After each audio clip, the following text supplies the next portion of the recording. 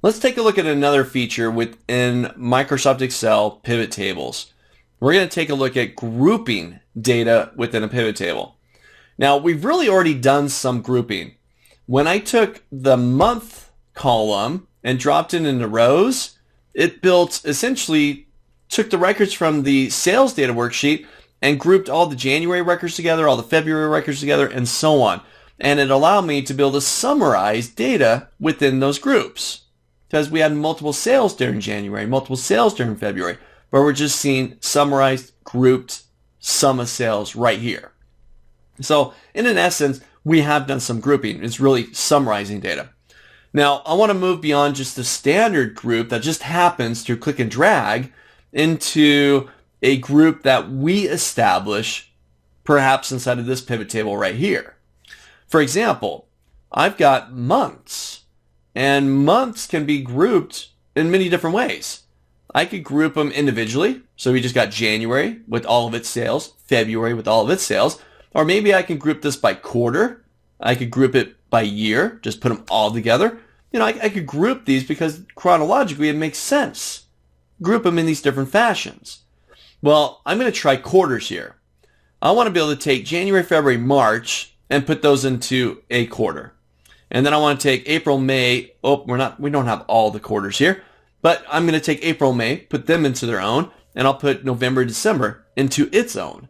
Okay, so we'll have 3 different sort of quarters within this group listing that we're about to create here. Creating groups inside your pivot tables, really simple to do. And this is another reason why I love pivot tables. They're click and drag, really easy to create, and all the little features in here, just once you know they're available to you, they're really easy to activate. Let's take a look. First step, I'm going to select January, February, and March. Get my 3 months there for my first quarter. With those 3 selected, I'm going to go up to my pivot table tools section.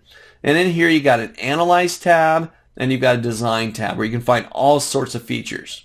On the Analyze tab, towards the left, and about a third of the way into the Analyze tab, we've got a Group section. And I'm just going to go say Group Selection. And I've now grouped those 3 months. January, February, March. But you know what? It actually grouped all of them. It put these 3 months that I had selected into its own group. And if I just click up here, I can rename it. We'll just say this is QTR1. There's quarter 1. Yeah, I got a group. And I can hit the minus sign there to collapse it up. And I just got a grand total for that group, quarter 1. Hit the plus sign to expand it back out and get the details.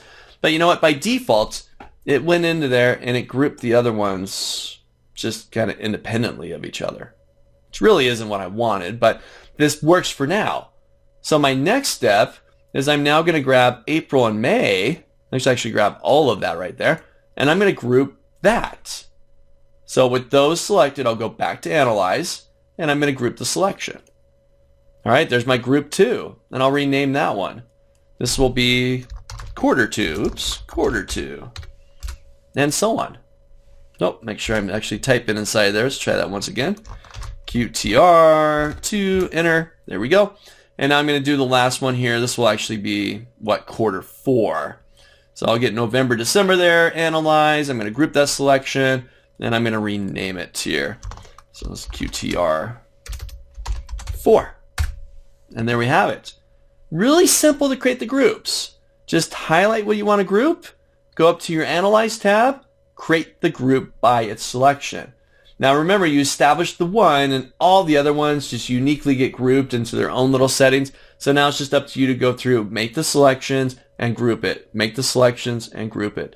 And don't forget to go back in there and rename these groups that really fit your needs.